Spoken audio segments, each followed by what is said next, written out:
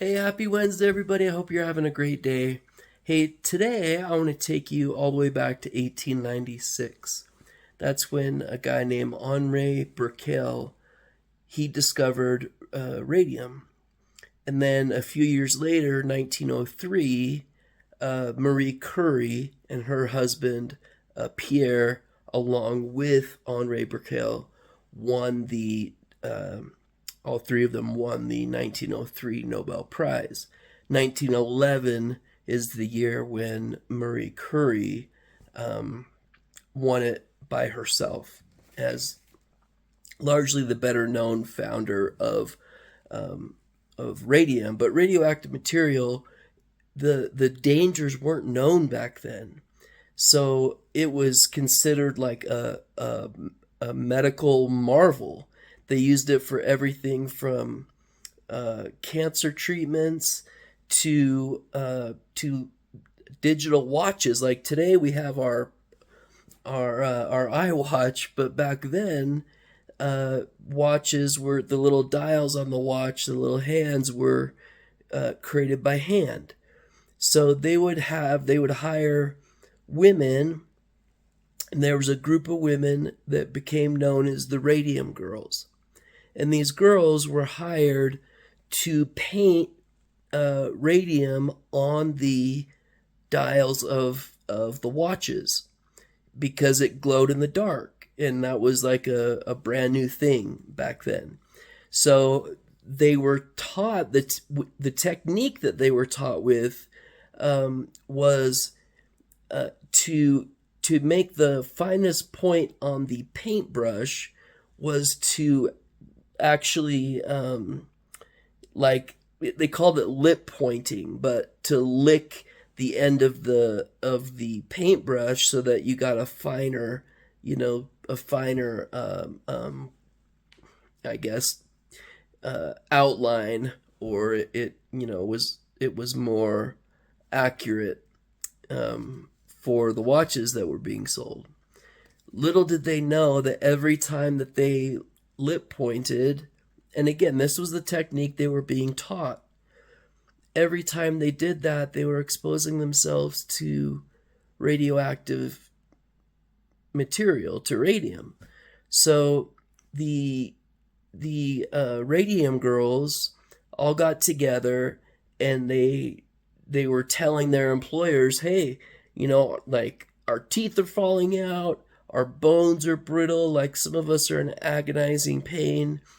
And the powers that be, the owners of these corporations, said, "Oh, you're being dramatic, you're making these things up in your mind, or exaggerating your condition." And the things that they said to the Radium Girls actually remind me a lot of mental health. Mental health can also be like a silent killer without you knowing it. Even though we're not talking about poisoning ourselves by lip pointing for our paintbrushes, we can do the same thing by internalizing our emotions, by isolating, by not talking about how we're feeling, by swallowing that shame. We can do largely the same things to ourselves that these, the Marie Curie and her husband.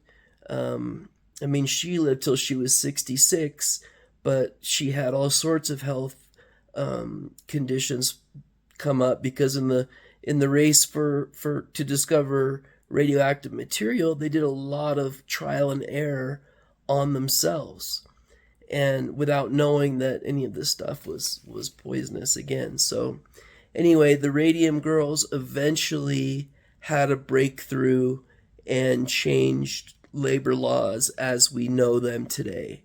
And it was the beginning, even though this was like 100 years ago, like 1920s or so, that it took for them to start experiencing these symptoms and speak up.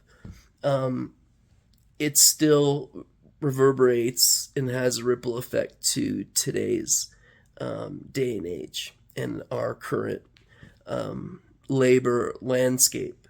So as we celebrated Labor Day this week, there's just little unknown stories like this that really I found this story, and while I was researching another article that I released on Labor Day, I was familiar with Marie Curie and the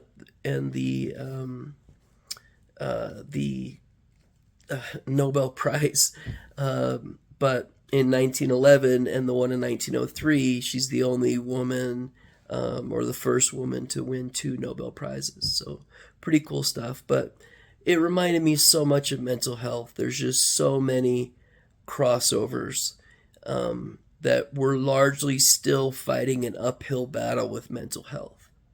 And I hope that in 100 years that the stigma around mental health will be reduced, and that we can, the work that we're doing now will help those that are suffering from mental health 100 years from now. Who knows? But I know that for today, you just learned about the Radium Girls, and you know that you're cared about by me, and that I really care about my following. And if you shoot me a message, I'll respond. I'll return it. But thanks, you guys. Have a great rest of your Wednesday. I'll let you go. Bye-bye.